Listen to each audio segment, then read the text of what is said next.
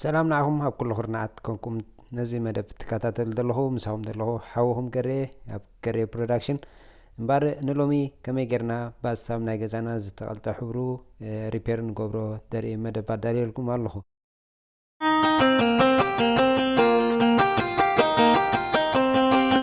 እምበር እዚ ከምዚ ንሪኦ ዘለና ሕብሪ ናይቲ ታብ ተቐሊጡሎ እንታይ ክንገብር ኢና እቲ ጫፍ ናቱ ሲሊኮን ዝገበርናሉ ንዕኡ ብግቡእ ኣሊና ነቲ ኣብ ቀረባ ዘሎ ሕብሪ እውን ክንቀልጦ ኢና ማለት እዩ። ቀሊጥና እቲ ዘየድሊ ቦታ ሓርፋፍ መቕላጥ ዳኣበየና እንድሕራሊ እውን ፋሕፊሕና ብመፋሕፍሒ ሳንደር በብዓይነቱ ካትራቬትራ ንብሎ ሳንደር ኣሎ ከምኡ ተጠቒምና ብግቡእ ፋሕፊሕና ክነብሎ ኢና ማለት እዩ። ከምኡ እውን ከምዚ ናይ ሞልድ መሳሊ ሚልድ ኣብቲ ናይ ጫፍ ጫፉ እንድሕር ኣለና እውን ነቲ ሕብሪ ክነፅጎ ስለ ዝኽእል ብዝተኻእለና መጠን እንድሕር ኣፅሪናዮ እቲ ሞልድ እውን እንድሕር ኣሊናዮ ነቲ ሕብሪ ክንለክ ከለና ኣየሸግረናን እዩ ማለት እዩ። እዚ ከም ልሙድ ሲሊኮን ኣብቲ ናይቲ ፀግዒ ዝግበሮ እዩ። እሱ እንድሕር ነቒፁ ምስ ግዜ ምቕያር ኣድላይ እዩ ማለት እዩ። ምክንያቱ እሱ እንተዘይቀይርናዮ ብኡ ዝሓልፍ ማይ ናፍቲ ሽትራክ ናፍቲ መንደቅ ክኣቱ እሞ ድሕር እውን ንታሕቲ ናይ ሊክ ናይ ምግባር ተኽእሎ ኣለዎ ማለት እዩ። ስለዚ ብዝተኻእለ መጠን እዚ ብግቡእ እንድሕር ኣሊናዮ ነቲ ሓድሽ ንገብረሉ ሲል ክገብረልና ክእል እዩ ብግቡእ ማለት እዩ።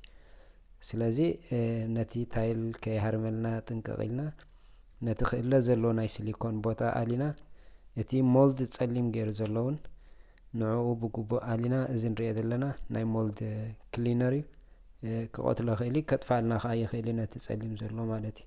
ሕብሪ ክንለኽዮ ከለና ወይ ግራውጥ ክንገብሮ እንድሕር ኮይና ዝኾነ ፀገማት ኣይምምፃልናን እዩ ማለት እዩ።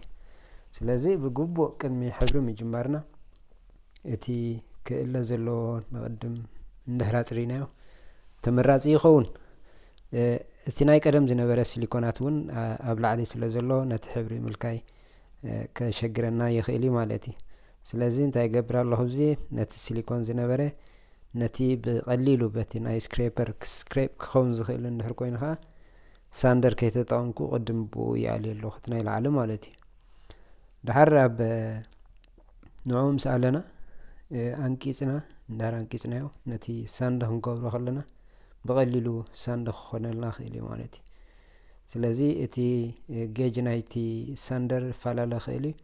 እቲ ዝበዝሐ ቁፅሪ ዘለዎ እቲ ዝሓርፈ ዝለመፀ እዩ፣ እቲ ዝወሓደ ቁፅሪ ዘለዎ ከዓ ዝሓርፈፈ እዩ ማለት እዩ። ስለዚ ብሓርፋፍ ጀሚርና በቲ ዝለመፀ መወዳእታ እንድሕር ጌርናዮ ነቲ ስራሕ ፅፉፍ ክኾነልና ይኽእል ማለት እዩ።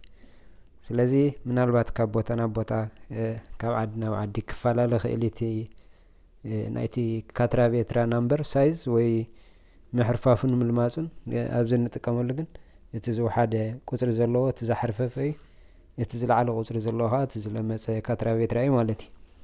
ስለዚ ኩሉ ግዜ ቁፅሩ ብዘየገድስ እቲ ዝለመፀ ኣብ ፋይናል እንድሕር ተጠቒምናሉ ዝተመርፀ ይኸውን።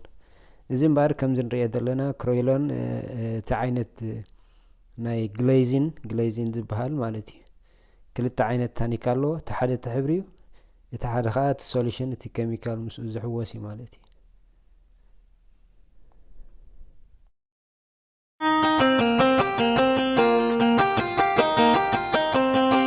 ረምበር መወዳእታ እቲ ሬዲ ምስ ገበርናዮ እቲ ፔንት ሚክስ ጌርና ብፅቡቅ ጌርና ኣኺስና ሚክስ ምስ ገበርናዮ በቲ ዘለና መልከይ ብራሽ ክኸውን ይኽእል፣ ሮለር ክኸውን ይኽእል ወይ እውን ስፕሬየር ማሽን እንድሕር ኣድልያትና ስፕሬየር ማሽን ጌርና ብግቡእ እቲ ዘድልየና ቦታ ክንለኽዮ ንኽእል ኢና። ቅድሚኡ ግን ካቨር እቲ ዘይልከ ቦታ ካቨር ተጌርናዮ ነቲ ዝነጥር ሕብሪ ወይ ብስፕሬይ እንድሕር ኮይኑ እውን እቲ ንፋስ ናቱ ናብ ካልእ ከይለኸልና ወረቐት ጌርና ካቨር ወይ ፕላስቲክ ጌርና ካቨር ተጌርና እቲ ዘይልከ ቦታ ሴፍቲ ይኾነልና ማለት እዩ። እቲ ሕብሪ ማራ ከምዚ ናይ በርኒቻ ዓይነት ስለ ዝኾነ ኣይከይድኒ ብቐሊሉ። መወዳእታ ኩሉ ለኺና ምስ ወዳእና ከምዚ ንሪኦ ዘለና መፂልና ኣሎ ማለት እዩ። ስለዚ ዝኾነ ሓሳብ ሃናፂ ርእቶ እንድሕር ኣልኩም ኣብ ኮመንት ፀሓፍለይ ወይ እውን ከምዚ ክቐርብ ኣለዎ ትብሎ እንድሕር ኣልዩ ኣነ ብዝከኣለኒ ብዓቕመይ ከቕርብ ክፍትን እየ ማለት እዩ። ምናልባት ድሕሪ ነዊሕ ስለ ዝተመለስኩኹም ኣይሆፕ ብሕጂ ሓድሽ ስራሓት ሒዘልኩም ክመፅእ ተስፋ ይገብር። ዘለኩም ሃናጺ ሓሳብ ርእቶ ኮመንት ጸሓፉለይ ንኹልኹም ኣመንቲ ክርስትና ድማ እንቋዕ ናብ ልደት ግእዝ ብሰላም ኣብጽሓና ክብል ፈቱ ስለዚ ኣብ ቀጻሊ ብኻልእ መደብ ክሳብ ዝመጸኩም ሰላም ወሰናይ በብ ዘለኹም